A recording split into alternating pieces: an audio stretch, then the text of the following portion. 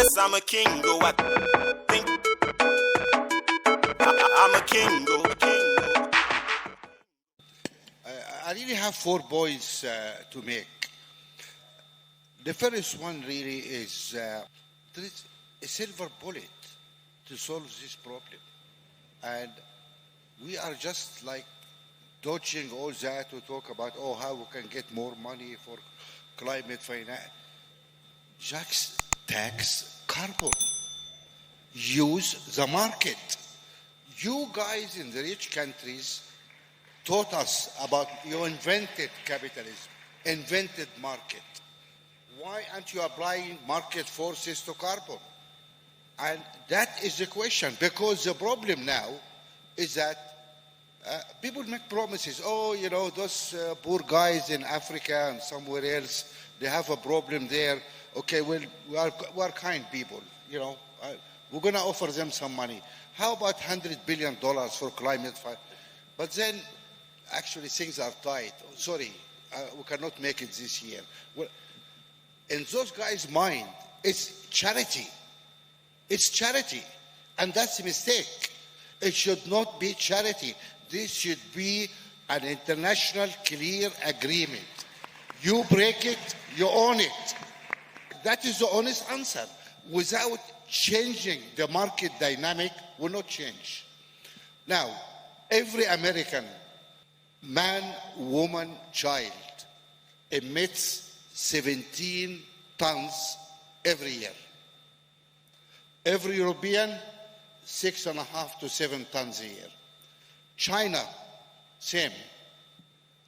Now, the question here, excuse me, who gave you the right to use all this amount of carbon? We are 8 billion people in this planet. Science tells us we cannot emit more than 24 billion tons a year. That's 3 tons per head. Who gave the Americans the right to do 17? Who gave the Europeans the right to do 7? Why? You pay for it. If you pay for it, then you change. Then you cannot change behavior unless you pay for it. The only problem is that we have very few statesmen. We have many politicians. President Juncker, who is the president of the European Union a few years ago, said something very beautiful, actually. He said, you know what? All of us politicians, we know what to do. But we don't know how to get elected if we do it. And that is the problem. We have a lot of politicians who want to be elected, but nothing will happen then. So nothing happens. We must fight for carbon tax. I love what the Deputy Prime Minister said about that. And the first time I hear a senior European politician say that. Look, soon there's going to be a seat available for the Prime Minister in your country. I hope you get it. Anyway, because that's honorable of you to say that. Those guys are in denial. Who puts all this carbon up there? Own it. You need to own what you break something, you do it. That's the first point. Without carbon tax, everything else is charity. It doesn't work. That's one thing. Second thing, we talk about investments in Africa and green investment. We have been talking about investment in Africa for ages, but nobody invests in Africa. Tricky. Simple reason, it is impossible to invest in Africa. If all this rating agency rate you guys as junk, you are sub-grade investment. Who's going to invest here? Most of the money out there, private money, is in pension funds, insurance companies. By law, they cannot invest here.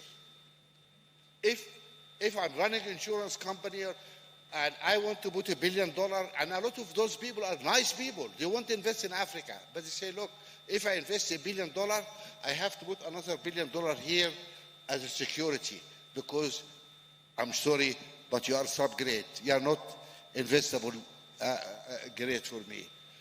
This system is broken. It has to be sorted out. And this rating agency, they all have one office in South Africa, as if South Africa is Africa, 54 countries. They sit in South Africa and pontificate about all of Africa. Those guys act as auditors, and guess what? They sell consultancy for African countries about how to improve their grade. Excuse me? This is a clear conflict of interest. You cannot grade people and you go and say, I offer you consultancy how to improve your grade. Excuse me?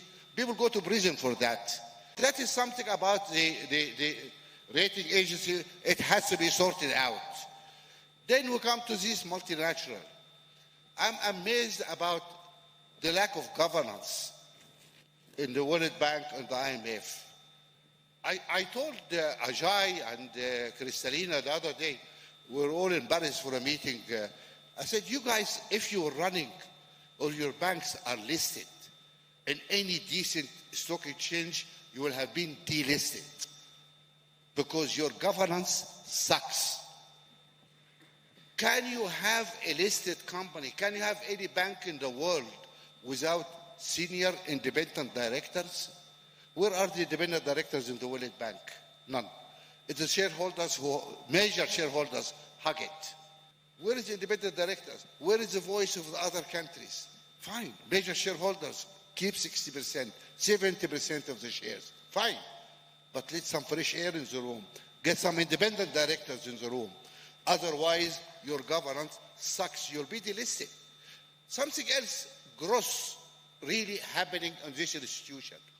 Do you know that these are the only banks in the world where the board sits in the headquarters? They sit in the headquarters with their staff. And I asked Ajay, how you run your business? You are the president of this institution and you have this board and their staff living on top of you, running around, telling the staff what to do, lobbying for their countries, whatever interest. No, don't give loan to this guy. Hey, you must give that. What is this? This is breach of basics of good governance. Do you know how much it costs the World Bank to keep those guys in residence? Every year, it is over $100 million. $100 million to house the board and their staff every year. Excuse me? What is the job of the World Bank? To eradicate poverty?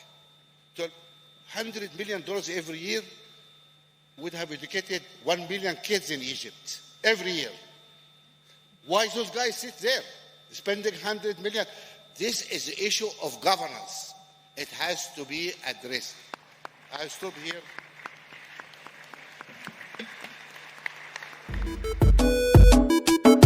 I'm a king, yes, I'm a king, I think